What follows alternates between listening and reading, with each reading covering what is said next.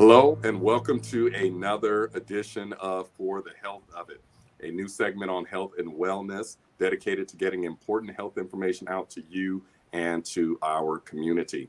Today, we are very blessed to have with us a very special guest, Sister Angela Brown, Miss Angela Brown, who is the Director of Infection Prevention and Control at Howard University. She is also the Church Safety Officer at Metropolitan Seventh-day Adventist Church. Now, we have a very important topic today that we are going to discuss, and that is the topic of monkeypox. We've been hearing a lot of this on the news, and we just want to be sure to get you some important factual information on monkeypox so that you can make the proper decisions to protect yourself and to protect our community. So, Ms. Brown, welcome. It's good to have you this evening. Thank you. It's good to be here. It's always a pleasure to talk to the members of Metropolitan about their health. So I appreciate you having me. All right. Ms. Brown, first of all, can you talk to us? What is monkeypox and how severe is it?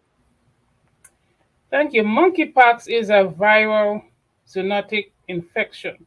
What that means is that it's an infection that passes from animals to human. It is not a new virus because it's endemic in Central and West Africa. Mm-hmm. It belongs to what we call the orthodox virus family, and this family includes mainly smallpox and monkeypox, which are quite similar. It is transmitted from animals, and such as monkey, as you can imagine, because it's called monkeypox. However, it really causes severe illness. Mm-hmm. It has the potential, though, of causing a severe illness.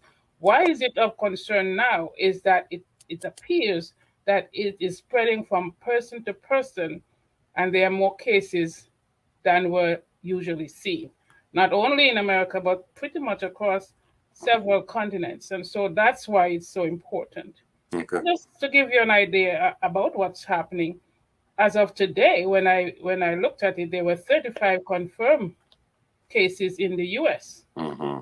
In our area, one is in Virginia and one is in the District of Columbia. So this is really new to our area. Okay. So, Ms. Brown, we have been under 2 years of pandemic where, of course, just concerned about the coronavirus and how quickly it's been able to spread. Is monkeypox like coronavirus? No, thank God it's not. It's not. It doesn't spread that way, but it can spread. So what we usually see, when we usually see the spread in humans, is usually from body fluids or from contact with the actual monkeypox lesions. Mm-hmm. And the lesions are really nasty looking, if that's a good good way of putting it. So you can tell that something is going on when you have it, but you actually have to be in contact. Most of what we see is skin to skin contact with the lesions. However, they believe that you can get some aerosols, in fact, too, but that's if you have a sheet. Let's say you have a sheet, a person was lying on the sheet with the pox, and then you're shaking the sheet to make up the bed, you can aerosolize the virus and you can get it that way. I see. Okay. What are the symptoms then that we should look out for? What are some of the symptoms of monkeypox? The thing is that monkeypox, like most viruses, mimic the flu. So you can have fever, you can have swelling in your lymph nodes, you can have,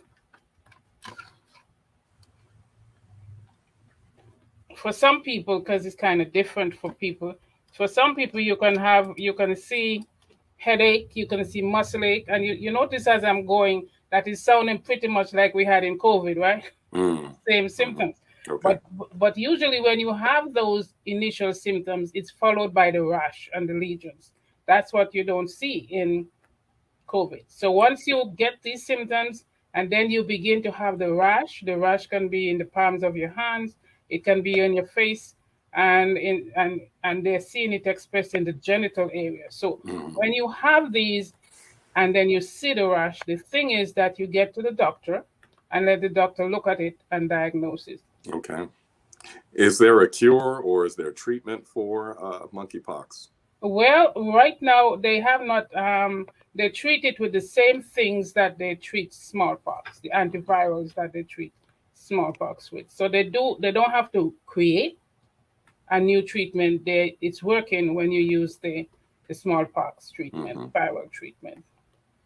So Okay. yes, you do. Okay. And then finally, Miss Brown, just what else can we do to prevent, if we suspect that we may have, what do we do to prevent the spread of monkeypox? There are some high risk situations that the CDC has asked that you be careful of.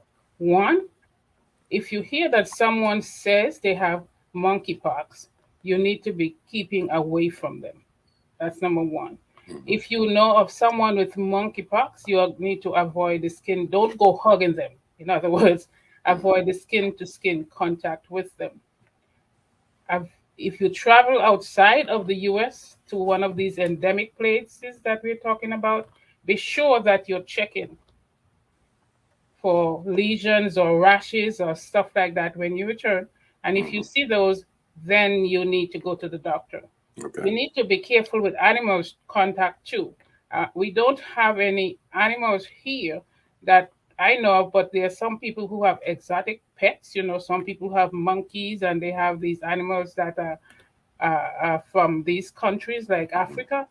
You should avoid those. And before I close, there's something I want you to know. If you do think that you have a rash, that you suspect, well, this is unusual, this is not what I've seen, and you go to the doctor, there's some things you need to do at home.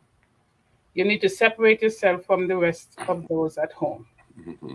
Wear a mask, and if you're unable to wear a mask, you may have some disease that you can asthma or something. You can't wear the mask. Then have your household members wear the mask. Okay. If you have lesions, then wear long sleeve. Cover your long sleeve, long pads, so that the lesions are not exposed to the people around you. Hmm. Avoid visitors, and if you are a person who needs someone to care for you, that caregiver needs to wear disposable gloves. Hmm. Not gloves that they're going to rewash, but gloves that they're going to use and dispose. Okay. And of course, you have to be washing your hands in between Hmm. at all time and as often as possible. Okay. Okay. So some of the same things that are necessary to prevent Yeah. infection spread that we would do with many other types of infection are similar for what we want to do with monkeypox, right? Yes, Okay. absolutely. Okay. Absolutely. Excellent. Thank you, Miss Brown. So much of this has been very informative for us. Listen, when I saw the headlines a few weeks ago, Miss Brown, about monkeypox, I said, I don't know what that is, but I definitely don't want to get it. Uh, and I'm Yes. sure I'm sure many folk out there feel the Yeah. same. But thank you for kind of giving us the facts about it, so we understand what it is. That this is something that can be controlled, can be mitigated, Yes. and what we need to do to be able to take those steps to protect ourselves and again to protect our community. So, Ms. Brown, thank you Absolutely. again for sharing the information. We'll look forward to bringing you on again You're to very share welcome. You're very additional welcome. knowledge with us. Thank you so much. And thank all of you for watching this edition of For the Health of It. We want to encourage you to please like, to share, to follow us here at Metropolitan SDA on Facebook and also on YouTube. And if you were blessed by this video, again, please like, please share so that someone else can be blessed and receive this critical information as well. God bless you, everyone. Thank you. And always remember, keep the faith.